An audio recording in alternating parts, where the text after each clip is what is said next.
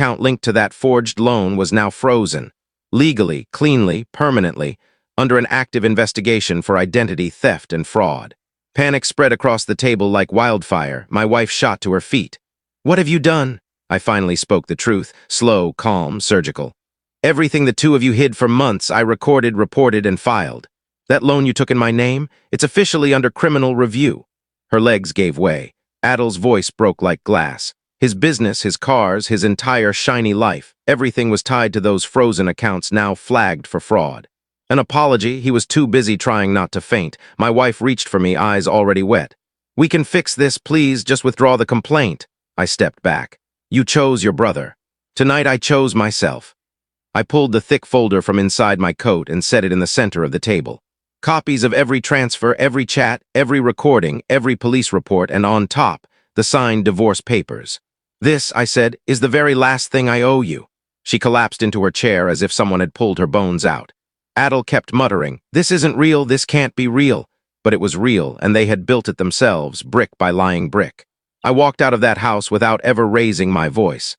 That's the beauty of true revenge. It doesn't shout, it doesn't swing. It simply pulls back the curtain and lets the traitors choke on the mess they made. People still ask if I ever regret it, if I miss her. I don't.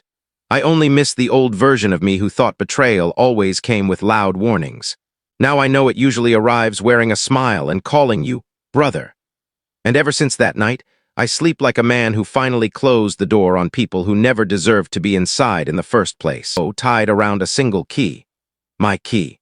Before I could fully absorb the sparkling act of disloyalty, he placed it firmly into my brother's hand. A wedding gift for the groom-to-be.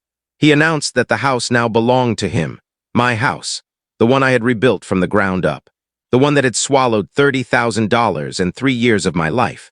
The room erupted in polite applause. My pulse thundered louder. My mother enveloped my brother's fiancée in an embrace as though she were her own daughter. My brother offered me a thin, empty smile before silently forming the words, "You'll manage." I slipped away before a single tear could expose me. I had always believed our family ran on an invisible code of allegiance. We were never soft, but we were supposed to be unbreakable. That was the illusion. When my brother drowned in debt 2 years earlier, I opened my door and gave him the entire guest wing. When my parents asked to temporarily transfer the title into their names for some tax maneuver, I signed without hesitation. When the renovation bills climbed higher and higher, I wrote every check myself. Trust used to feel noble. Now it felt like naivete wearing a crown. The warnings had been there all along. My mother looking away whenever I spoke about long-term plans for the place. My father suddenly fretting about a single woman living alone in such a big house.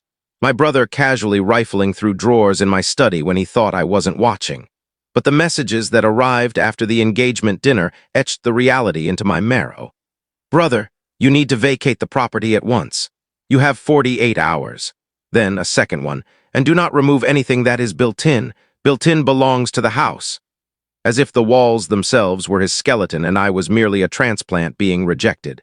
I read the text until the screen went black. Numbness never arrived, only an icy, razor-sharp clarity settled in its place. They expected meek surrender. I could be quiet, just not the quiet they had scripted. Tears are expensive. Planning is priceless.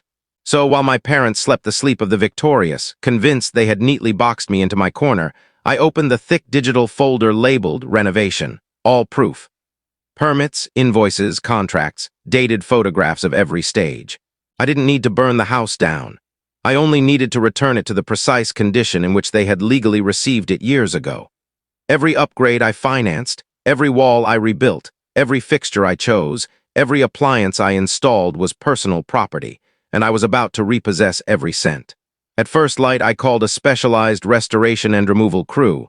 I paid double for absolute silence, total discretion, and breakneck speed. "Strip it back to the exact original footprint," I instructed. "Every screw, every light, every plank I paid for, take it out cleanly." They didn't pry. By midday, the handcrafted kitchen cabinetry was carefully unmounted. By 2 o'clock, the designer pendants and recessed lighting were packed into padded crates. By 4, the wide-plank oak floors I had laid myself were being lifted like layers of scar tissue. Beneath it all, the house looked raw, wounded, and precisely as unattractive as the day they had handed me the keys. I kept every door bolted, every blind lowered. To any neighbor glancing over, it simply looked like someone moving out. They weren't entirely mistaken. When I walked out that evening, the air was thick with sawdust and the faint, metallic scent of retribution. What stood behind me was still structurally sound, yet aesthetically ruined. Naked bulbs dangling from wires, warped subfloor screaming underfoot. The ancient pressed-wood cabinets from a decade earlier peeling like sunburned skin.